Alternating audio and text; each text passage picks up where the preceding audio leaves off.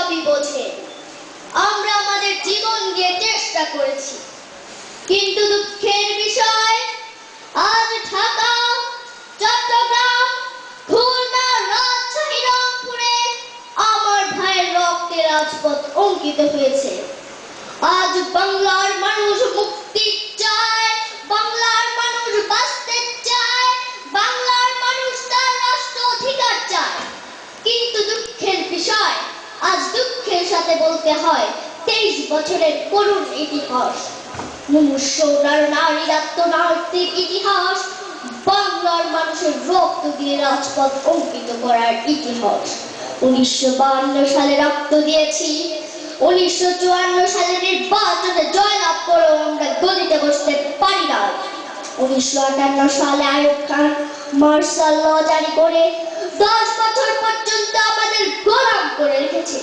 1966 সালে 6 দফার আন্দোলনে আমার ছেলেদের গুলি করে হত্যা করা হয়েছে।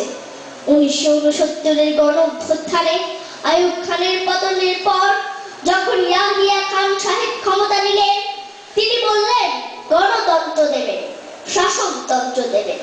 আমরা মেনে নিলাম। আমি শুধু বাংলার নয়, পাকিস্তানের মেজরিটি পার্টির নেতা হিসেবে তাকে অনুরোধ করলাম 15 ফেব্রুয়ারি আপনি জাতীয় পরিষদের অধিবেশন দেন। তিনি আমার কথা রাখলেন না, তিনি রাখলেন ভুট্টো সাহেবের কথা। তিনি বললেন প্রথম সপ্তাহের মার্চ মাসে হবে। কি পেলাম আমরা? জমার পয়সা দিয়ে অস্ত্র কিনেছি শত্রুর আক্রমণ থেকে এই দেশকে রক্ষা করার জন্য। আজ সেই অস্ত্র ব্যবহৃত হচ্ছে আমার গরিব দুঃখী ভাই বোনদের উপর।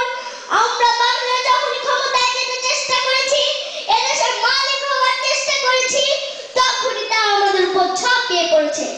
আমি স্পষ্ট করে বলে দেবার চাই, আর যদি একটা গুলি চলে, আর যদি আমার লোকদেরকে হত্যা করা হয়, তোমাদের উপর কাছে আমার অনুরোধ রইল, প্রত্যেক ঘরে ঘরে দুর্গ গড়ে তোলো।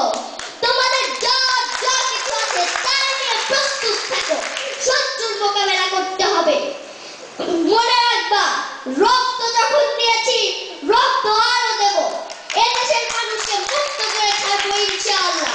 এবারের সংগ্রাম আমাদের মুক্তির সংগ্রাম, এবারের সংগ্রাম স্বাধীনতার সংগ্রাম।